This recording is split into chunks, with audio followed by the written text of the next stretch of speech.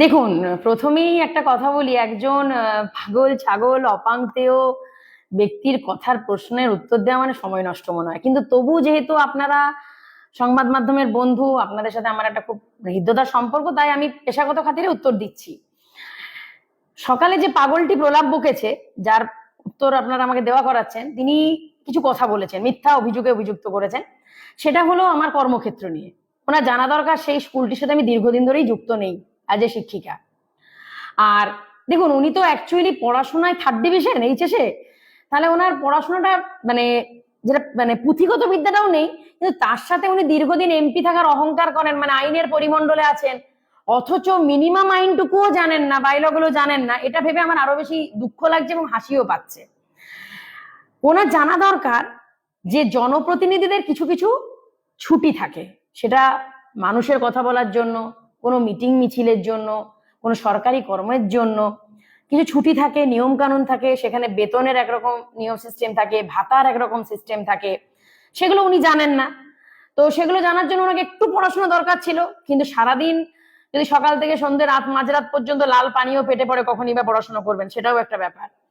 দ্বিতীয়ত দ্বিতীয়ত যেটা সেটা হচ্ছে যে আমি কোনোদিন অনৈতিক কোনো সুযোগ সুবিধা নিই না, পছন্দও করি না, সেরকম শিক্ষা পরিমণ্ডলে বড়ও হইনি। আমি যে দপ্তরটির কর্মাধ্যক্ষ, সেই মৎস্য এবং প্রাণী সম্পদ দপ্তরের কোনো আধিকারিক, কোনো করণিক বা কোনো চাষি বৃন্দ, সে মৎস্য চাষী হোক বা প্রাণী সম্পদের কোনো ডিপার্টমেন্টে চাষী হোক, কেউ যদি আজ পর্যন্ত একটা কথা বলতে পারবে না যে 70% কেন 7 পয়সাও কেউ আমাকে কোনোদিনও দিতে হয়েছে আমাকে কোনো কাজের জন্য।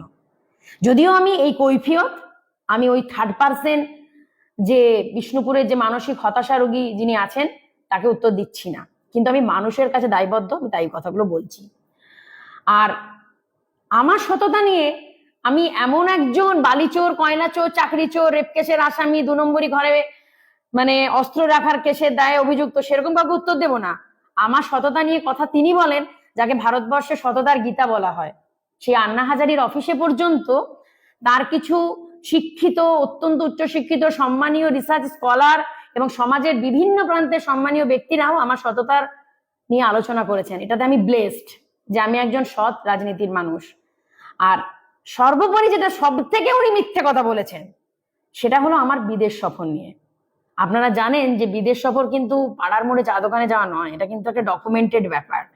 এটা কিন্তু ভারত সরকারের কাছে পাসপোর্ট দপ্তরে এটা কিন্তু আইনত নথি থাকে। তো উনি প্রমাণ করে দেখাতে পারবেন তো যে আমি 1 বছরে 3 বার বিদেশ সফর গেছি? আর ওনার মতন একজন জালি জোচ্চোরকে অর্থনীতি উৎস দেব কেন?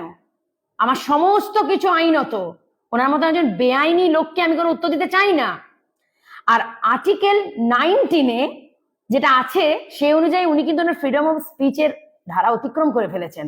তাই আমি কিন্তু ওনার বিরুদ্ধে মানহানির মামলাটা আমি করতে পারি, উনি নন। কিন্তু কার বিরুদ্ধে করব? যার মান, সম্মান, ইজ্জত, চরিত্র কোনোটাই নেই। তাই সময় নষ্ট করবো কিনা আমাকে ভাবতে হবে।